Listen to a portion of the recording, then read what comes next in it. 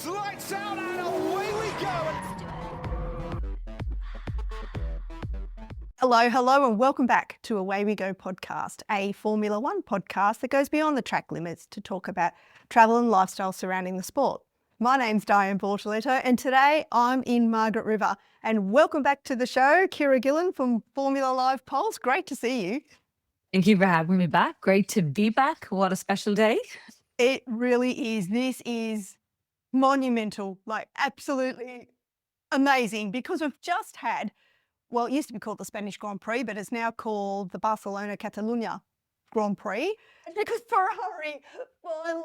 Ferrari has broken a 595-day drought from their last race win. Lewis Hamilton on the top step. I could not believe my eyes, and I've never been happier. It was magical.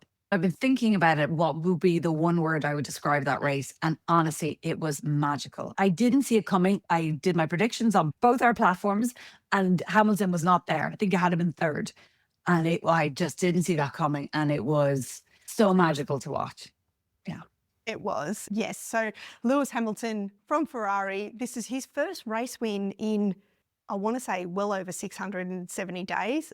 So it was 31 races for Ferrari, and the last time he officially won was Belgium in 2025. But the one that he actually won is on the podium himself. It was Silverstone. Well, he won Silverstone, but he also won Belgium by default because Russell was disqualified. So Belgium obviously was after that year. But it's 31 races with Ferrari. Fantastic. And this is his first race win with Ferrari in Spain at the Barcelona track. It was Michael Schumacher's first race win for Ferrari at the same track, almost to the day, 30 years apart. If you don't get goosebumps thinking of that, you're just not human. Yeah, 100%. 100%. Like, it's two greats. Two goats. Yeah, two goats, you know. He's the only driver in the world to have won in Barcelona 7 times. Yeah, and that was Macca's record as well, was 6 times in Barcelona. And yeah, Lewis has surpassed that. It was phenomenal. So Lewis finished on the top step for Ferrari. George Russell finished in second in Mercedes, which probably not really deserved, but that's where he ended up. Lando Norris finished in McLaren in third. Max Verstappen fourth for Red Bull Racing. Oscar Piastri in the McLaren in fifth. Isaac Hadjar in Red Bull Racing in sixth, Pierre Gasly in the Alpine in seventh, Liam Lawson Racing Bulls in eighth, his teammate Arvid Lindblad in ninth, and Franco Colapinto snuck into the top 10 there in the other Alpine. So that's the top 10.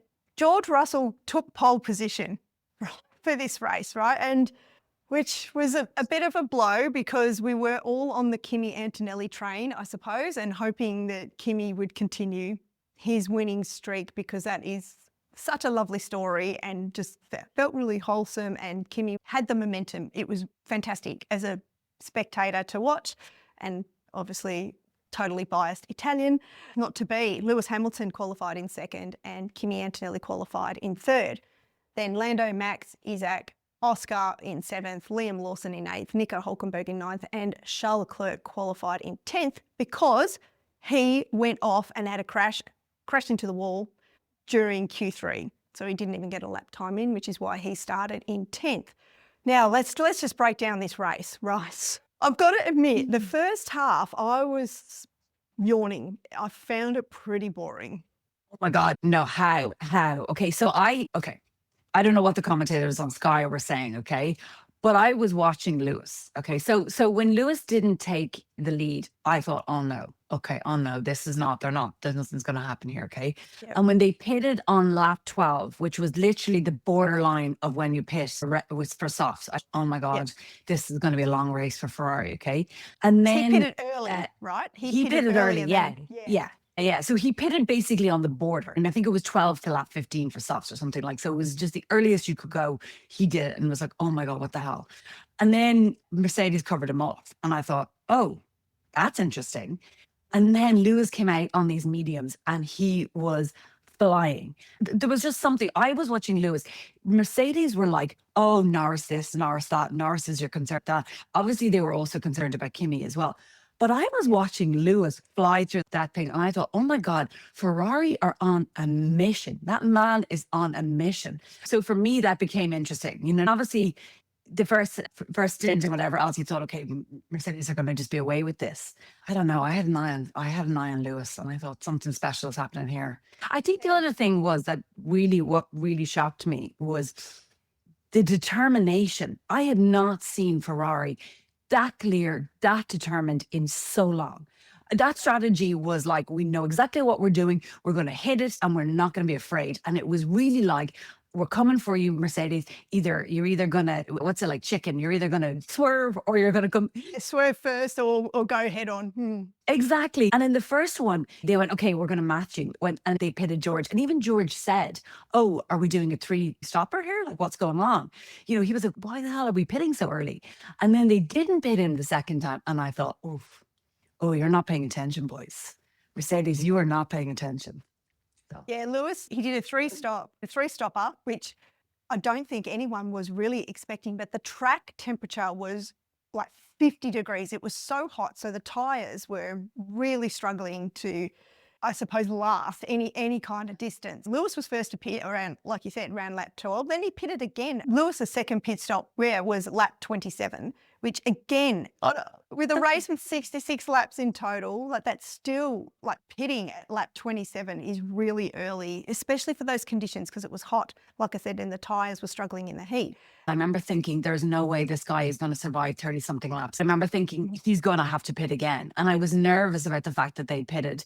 But I thought when I saw him speeding through, he was cutting the times off whoever was ahead of him. And I was like, oh my God, these guys, he is so fast.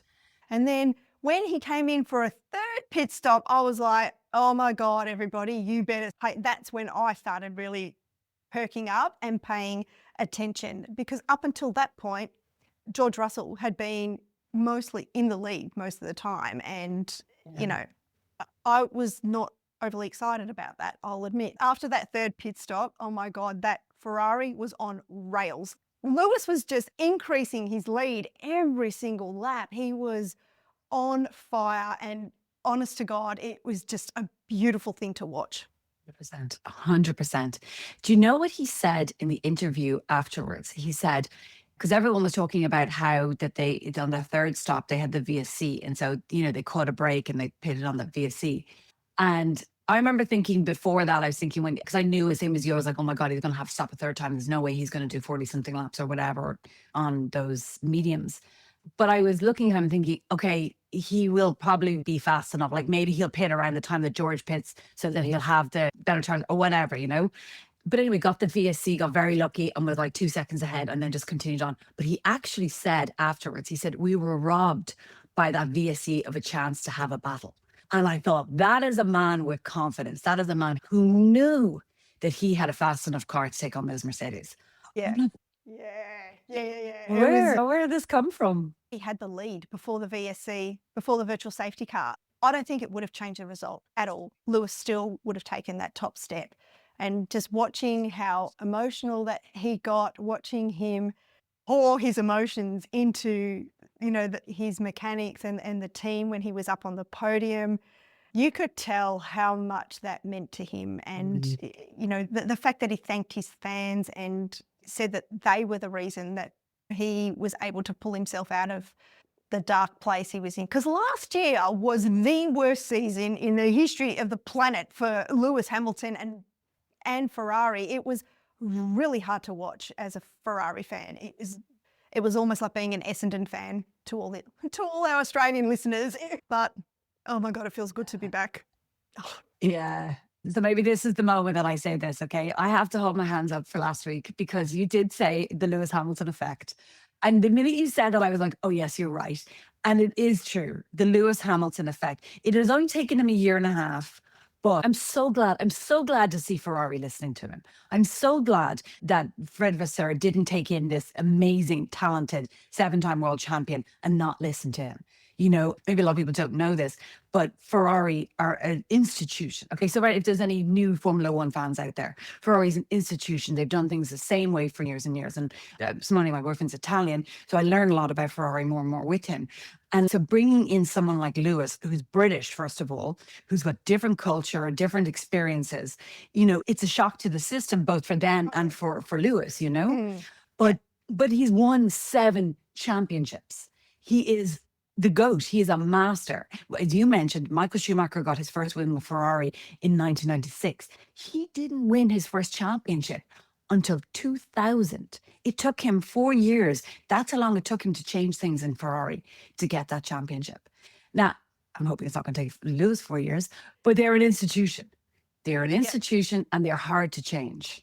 And it's fantastic. And like, just, because you're going out with an Italian, but the Italian mentality and the way Italians operate generally in life is very specific and often very different to how British people operate. So that massive cultural divide would have been, last year that bridge didn't reach across the other side. There was just communication breakdowns consistently throughout the races between Lewis and his race engineer, obviously the way they're working. And if last year it honestly felt like that Ferrari was not listening to Lewis, but obviously it's just taken some time to implement the changes, or maybe it's taken some time to accept that, oh, hey, this guy knows what he's talking about. We should really pay attention. But it's brilliant. Even Charles Leclerc commented on how Lewis has changed the team. And he said, having Lewis in the team has changed my opinion or my perception of what this job as a Ferrari driver is, because I've never seen the team push so hard, be so positive, and that's the Lewis effect. The other thing that Lewis did was he changed his brakes, and that happened, I think, 3 races ago, and Ferrari have had the same brake supplier years, like decades. Yeah, and, 50 years, I think it was. That supplier relationship with Ferrari is deeply ingrained. And last week, when Charles crashed out of the Monaco race, he was critical of the brakes publicly. And he said that he wanted Lewis's setup. So, yeah, I think Lewis knows what he's doing. He knows how to win, and he's showing Ferrari the way. And oh my God, this honestly could be the year for his 8th. It really could. Because It could, yeah. Because, our favourite young Italian driver that's been, rewriting the history books this year, honked out, didn't he? DNF. Kimi Antonelli did not finish the race. So that's a bunch of points that he lost. I was absolutely gutted for him.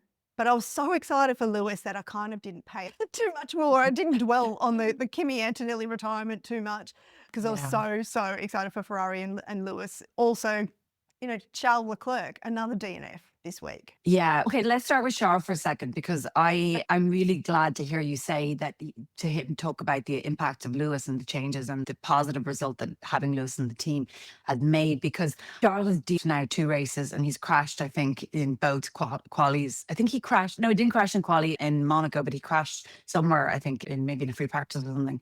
So he's at a mare of the last 2 races. And I was a little bit worried that, oh my God, was he starting to subconsciously feel the pressure of seeing Lewis do well? Because obviously Lewis is second in the championship. He's had 2 second podiums. Lewis is on this nice little streak. And Charles has been the baby and the darling of Ferrari for a very long time. So I was a little bit worried. So I was really glad to hear that, because I think the thing is that really the reality is that Charles needs to sit up and pay attention. And like, Charles is not a stupid guy, and he is a very, modest and honest person. So I would be shocked if he wasn't doing this. But seeing Lewis now and seeing the impact and the changes that he's finally making within that team, you got to be looking at him and saying, how can I learn? How can I learn from this world champion? And I honestly feel like that is Charles's mindset, because he, was very complimentary to Lewis in this interview that I saw. And I just thought, that's just brilliant. And you want to take every opportunity to learn. It's so good that Charles doesn't have the ego of, I've been in Ferrari for 7 years, 8 years, whatever it is. I know what's what. I know how they work. Lewis is coming in and he's making changes, and those changes are paying dividends, as I suggested last week. I want to say I told you so.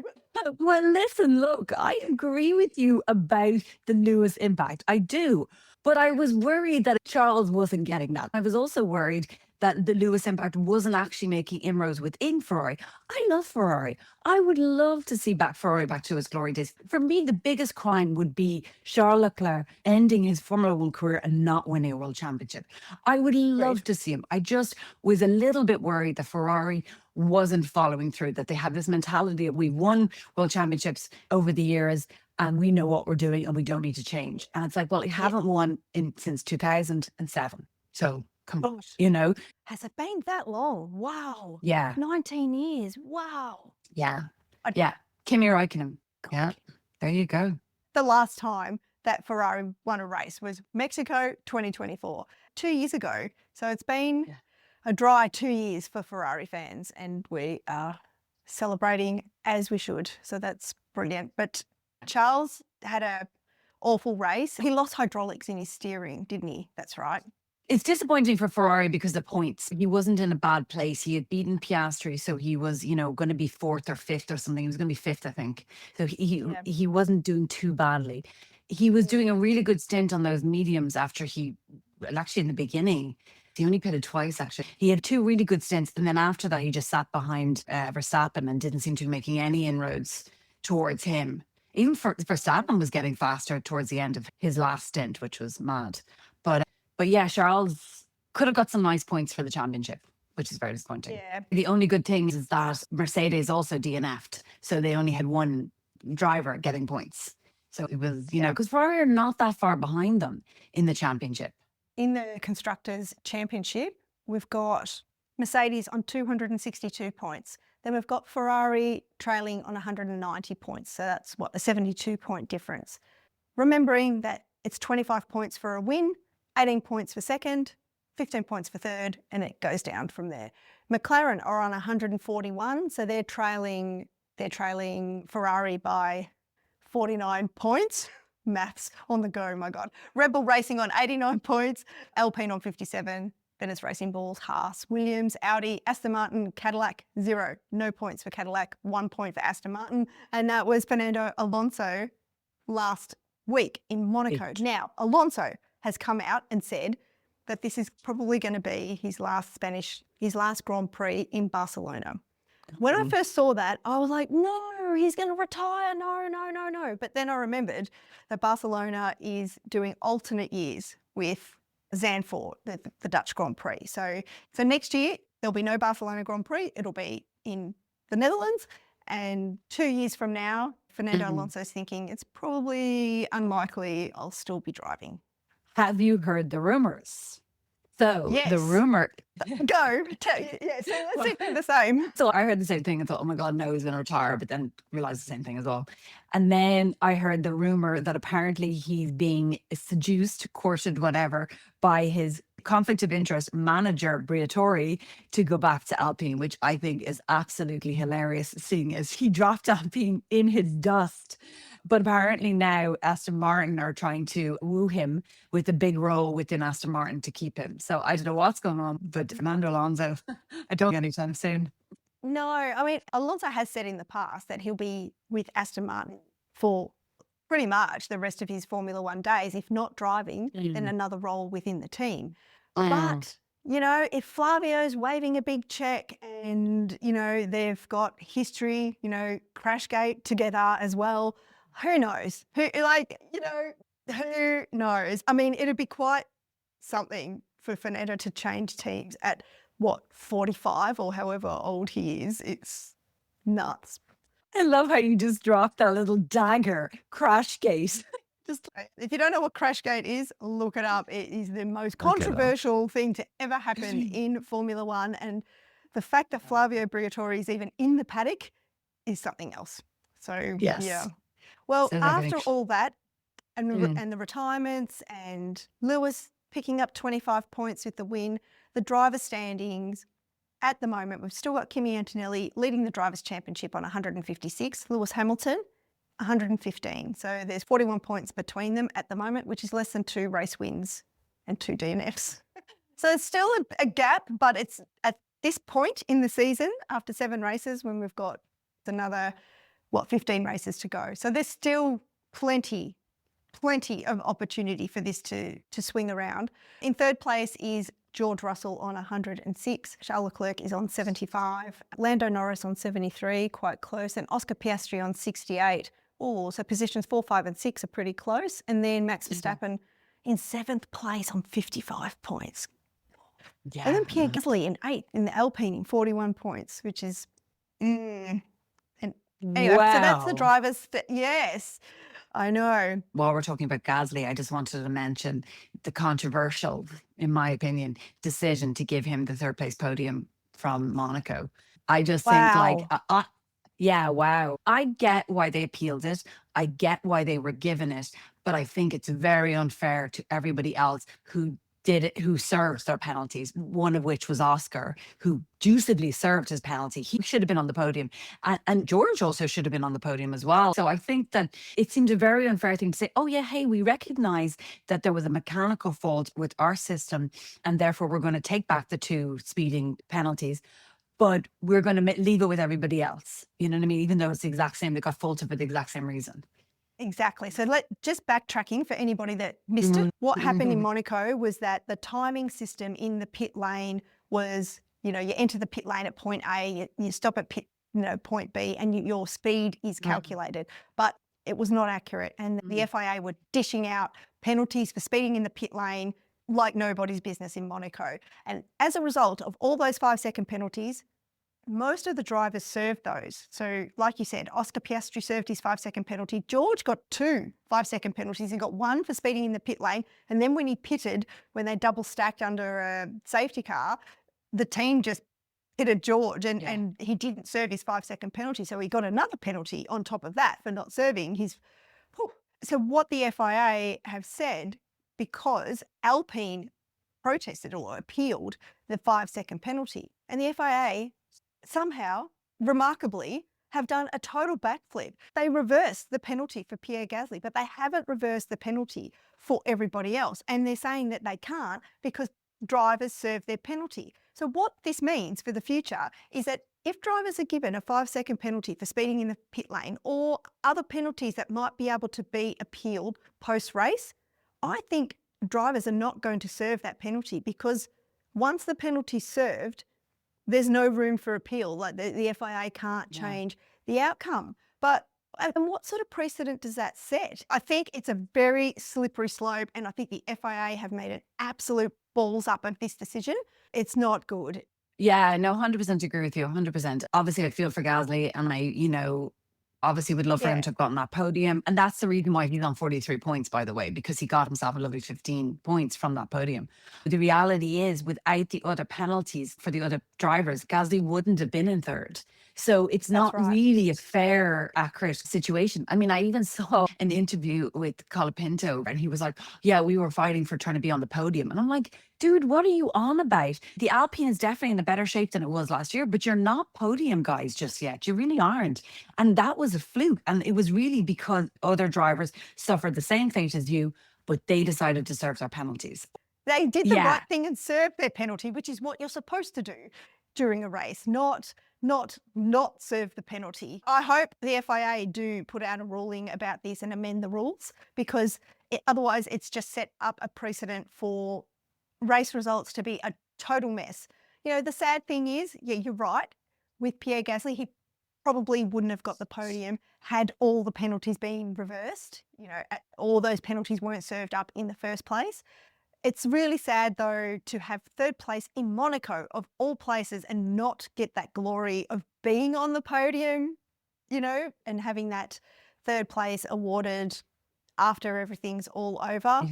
When I saw that, I was floored. I could not believe the FIA would do such a thing. They're normally so strict and so, militant in their decisions. That's exactly right. They're normally so militant in their decisions that I was absolutely gobsmacked to see that they had reversed that decision. I couldn't believe it. McLaren and Red Bull have appealed that appeal from Gasly, but I haven't seen the outcome of that yet. Unfortunately, I don't think their appeals are going to amount to anything.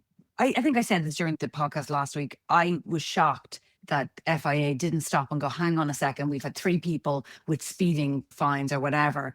there must be something going wrong here. And also, I hadn't realized that because I don't know if we talked about this at the time, but they changed the length of the pit lane because of the additional team. So they had made it different, and they had said to the whole system, they should have been flagged. Absolute bullseye. Yeah, do you know what I mean? Like, they had changed the length of it. They said to the drivers, don't cut the corners. So I think there was a kind of a thought process that the drivers had been cutting the corners, and that's what the issue was. But I think it transpired that they weren't actually cutting the corners. It was a technical fault. As you said, they're not standing there with a speed gun. Yeah, I just think it's such a balls up. And I really feel for Hajar, but at least he got the celebration. He didn't get the trophy in the end, but he got the celebration. He can pretend he got P3.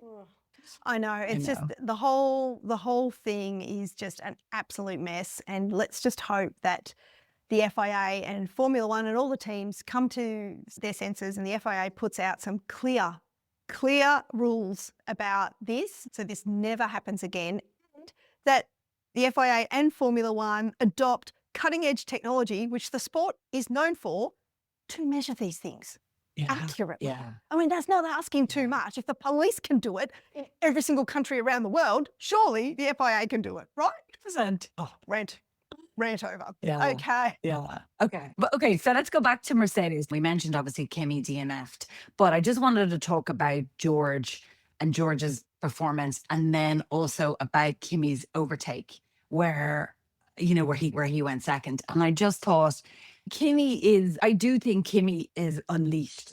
I think, George is obviously looking now in a situation in third in the championship going, okay, I have Hamilton to worry about. Never thought that was going to happen. Have a 19-year-old teammate to worry about. Never thought that was going to happen. So I'd say he's sitting there going, and in many ways now the pressure's off George, because now George can go, okay, I'm third. Let's see what happens. You know what I mean? That should have been a race for him for the taking, that race. Oh my God, yeah. I think Mercedes messed up on the strategy. I think in a way Mercedes was under a lot of pressure. If they had gone for the 3-stop, they were worried about Kimi coming, and then George had been like, why do we go for a 3-stop and give the win to Kimi? But then going for the 2-stop, they just didn't prepare for Hamilton at all. I think Hamilton really threw them off. Hamilton really threw off Mercedes' strategy by pitting so early first time, and then pitting again in fairly quick succession the second time. And Mercedes had to respond. They just had to respond. They couldn't give Lewis the advantage with fresh tyres. I feel like that once Lewis did that first pit stop, they were just chasing their tails, and it just threw everything out of sync for them. Yeah, and that's why my admiration for Ferrari just swells in that race, because I just felt, they are people with a mission. They are laying down a statement, and they're like, we're doing a 3-stopper, and either come get us or snooze and lose kind of thing, Even Verstappen cheekily said afterwards, we had the winning strategy. You know what I mean? Because they did a 3-stopper as well. So,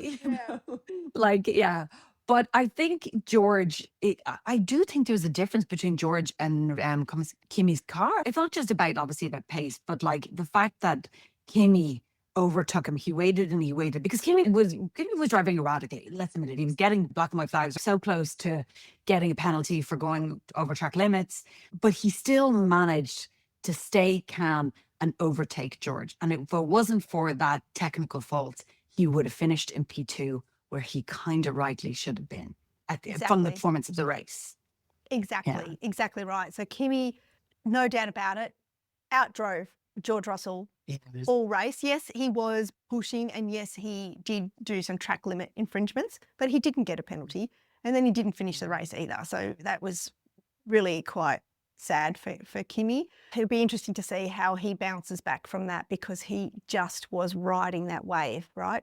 Speaking of waves, I've got to give a shout out to Leo Fioranti, who is an Italian surfer who, for the first time in the history of the world, an Italian surfer has won a World Surf League Championship Tour event, the El Salvador Pro. Little digress there, but it was such a weekend of sport, and the Socceroos won as well in the World Cup. So yeah, it was just such a great weekend of sport.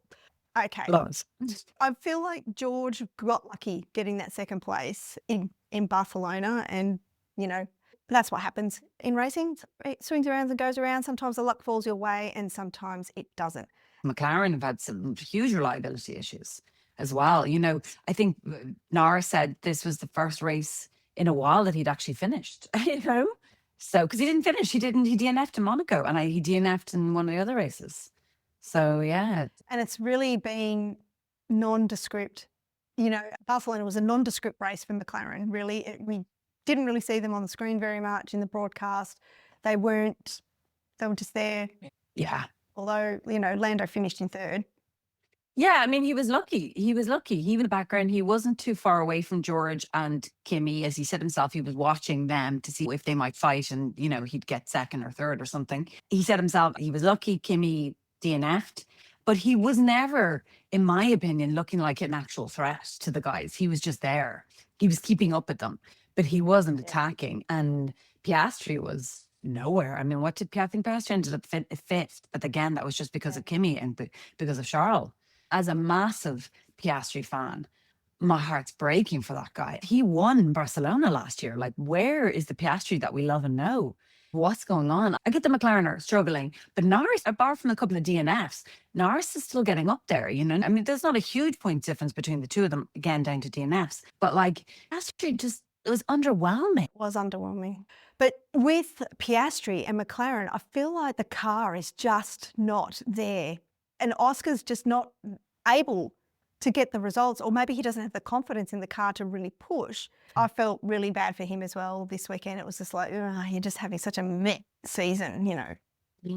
I know. Yeah. I mean, the only thing I think to myself is, thank God he is only in his, fourth season in McLaren. Thank God it's the beginning of his career, you know, because again, he's the other person that I would find it very disappointing if they never got a championship. And I know that sounds like such a crazy thing to say about people. Like, obviously, they're all fighting for the ability to win a championship. But there are, in my opinion, naturally talented. There are the GOATs like Hamilton and Verstappen, who, in my opinion, they work a certain way. They're methodical, they're relentless. You know, they're gonna win, gonna win, gonna win. And then there are other ones who are just this nicer kind of, they're talented, but then shit kind of happens to them, and that's the Charles and the Piastris who should win a championship at some point, but because of the fortunes of the world may not, you know what I mean? And but I don't think that's true. I think Piastri will. And that's what I'm saying. I'm thank God he's only in his fourth season, you know, because I do think McLaren will bounce back. They may not bounce back this year, but I do think they will bounce back. And I think Piastri will bounce back. He's a solid talent. And I think never say never as far as championships go. Yeah. I feel like Yeah. I'm with you. I feel like there's a championship in Charles. There's a championship there for Oscar. And there's definitely at least one championship there for Kimi Antonelli. Probably more. And Lewis. There's an 8th there for Lewis. I don't think Lewis will stop until he gets his 8th. 100% agree. He's so driven. And that stems from his childhood, I'm guessing, because he grew up with every single odd stacked against him, you know, and copped a bunch of racism and the rest of it during his karting days. He came from a family of nothing. You know, his rise, still we rise, that's his tagline, right? His rise has been the stuff of legends, honestly. I don't think he'll stop until he has reached that immortal state of 8 world titles and the undisputed greatest of all time. Yeah, I 100% agree. And yeah, I really do. And he is so happy and he feels so healthy. He constantly talks about it that I'm like, why would he stop? Fernando is still racing at 40, whatever, 5. I mean, obviously, I think Lewis needs to be winning and being in a space where he feels he's progressing forward. So I could see him going. I think if he got that 8th and he felt that there was still more in the tank with Ferrari, I could still see him going. But I agree. I think that 8th I think it's within reach. I know you think it could be this year, and I do, but I think Kimi and Mercedes have something extra special. And I think Toto is a world champion winner from 8 times or whatever, because he's not going to just let Ferrari come along, you know? So No. it'll be interesting, yeah. So Yeah. I would love to see the gap narrow and for the championship to be really close. Let's hope that happens. Oh my God. The other driver I just wanted to mention who also had a DNF. Well, there were several DNFs. So we're talking about Charles Leclerc. We're talking about Kimi Antonelli, whose car just conked out. Ollie Behrman had a DNF on lap 60. Alex Albon in the Williams. God, he's had a rough season, hasn't he? Poor Alex. Lap 55. Fernando Alonso in the Aston Martin, lap 37 DNF. Nico Hulkenberg's DNF on lap 29 was as a result of a piece of gravel being flipped up from the car in front of him. I think it might have been Hadjar. And that piece of gravel just happened to hit the kill switch at exactly precisely spot on, and it just stopped the car. I know, right? What are the chances? But that's what happened to him. Valtteri Bottas also DNF'd lap 15, and Lance Stroll in the Aston Martin. So 2 Aston Martin DNFs. He DNF'd on lap 5. Gosh, there's so many. 1, 2, 3, 4, 5, 6, 7, 8 DNFs. Last week, here is me saying last week it was an anomaly. Oh my God, that's crazy. This used to happen in Formula One in the old days, where so many cars would just crash out and you wouldn't know how many cars would actually cross the finish line. And then the reliability was there. You know, to have 2 or 3 DNFs in one race, it was unusual to have 2 or 3 cars not finish. But God, 8. Yeah. Anyway, Hulkenberg, what were you going to say? Crazy. I was going to say, so Hulkenberg qualified P9. So he probably would have been P10 if Charles hadn't crashed in quali. But he qualified P9. So it's in the possibility of points, right? What are the gods saying that a flick of a stone hits the kill switch and knocks that poor Audi out? And Bortoleto was 11. So, like, the 2 guys were so close to getting points. Oh, my heart breaks for Hulkenberg. That's awful. I believe it was his first top 10 qualifying of the season. That's just disappointing. I know, totally disappointing, gutting. Hadjar qualified P6. Then the start of the race had a mare, absolute mare, went down to P14.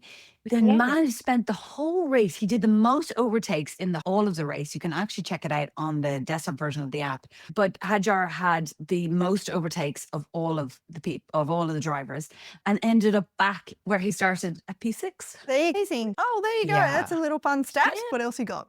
Carl Pinto got a penalty. He actually finished P8, and he got a penalty for safety car infringement. So he actually finished P10 or something like that. Lewis was nearly 20 seconds ahead when he finished, which is amazing. But no, the one thing I wanted to mention, so Formula One have got in a new rule because of the advantages that Mercedes had. And there's a change to the engine that Ferrari are bringing for Austria. And I think it's something called a duo or something. I'm not sure exactly. And this is where all the tech people can come and tell us in the comments. But Ferrari possibly are going to have an even bigger boost in 2 weeks' time. So that's something to watch out for. Very interesting. And they're not the only ones who get this, but they seem to be the ones bringing it, from what I've heard, next time in Austria. So ones to watch, you know? Yeah, that's the combustion ratio that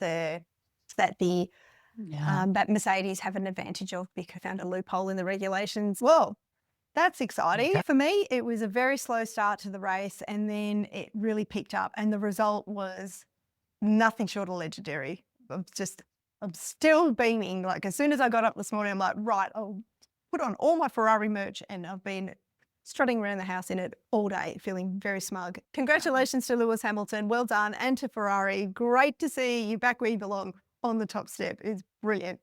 Well, next week is a non-race week, but I've got a fantastic interview lined up. And yes, so tune in next week for a very special guest. And then the week after, we are in Austria. So it's a very picturesque, very beautiful part of the world in the middle of forest, really. There's not much around there. Nürburgring, Red Bull's home race. So it should be a cracking race. Yeah, and I assume Red Bull will come back with a vengeance. So they usually do quite well there. I think you're Yeah, right. yeah, Mhm. yeah. Well, predictions. Away we go podcast. Predict the podium game was, no one picked Lewis to win. No one picked Lewis to win. I had Lewis in second place. A couple of people picked Lando third. Yeah. Yeah. I put faith in Oscar. I had originally put Lando down, and then I changed it to Oscar. Stupid me. I actually chose Kimi, Lewis, Oscar myself. On the leaderboard, then we have, I'm still winning. So I'm still winning my own game. In second place is Simply Perfect, and in third place is Wishful Thinking on 86 points, tied with Rev Red on 86 points. Now, how do we go with Formula Life Pulse? You go into the app, and then you press the 3 little buttons on the right-hand side, click on Pulse Predictions, and then you have to claim your points if you haven't already. I did pretty badly. I got 10. Oh, I got 5. God, I predicted 3 DNFs. Geez, that was well off the mark. I predicted, Kimi, Lewis. I put Max for third in yours. Yeah. No, geez, I did really badly. How did you go? Yeah. I got 10 points. The only thing I got right was I predicted Russell for free practice, 1. And then I had Russell on my podium. So I got 5 points for him. But like I picked Oscar. I thought I had picked differently to what I did on Away We Go, but I actually picked very similar, except I had Russell, Oscar Piastri instead of Kimi, Oscar Piastri. Yeah, I think. Fantastic. Well, Okay. I think that's all we've got time for this week. Thank you Mhm. very much for listening. You know, we love your comments, and if you don't agree with us, you can respectfully write a comment, and you can find us on YouTube, LinkedIn, TikTok, Threads, Facebook, Instagram, or you can drop us an email, hello@awaywegopodcast.com. We'll be back next week with a guest episode. And until then, and until lights out. And it's lights out and away we go. Away We Go podcast is produced by Diane Bortoletto.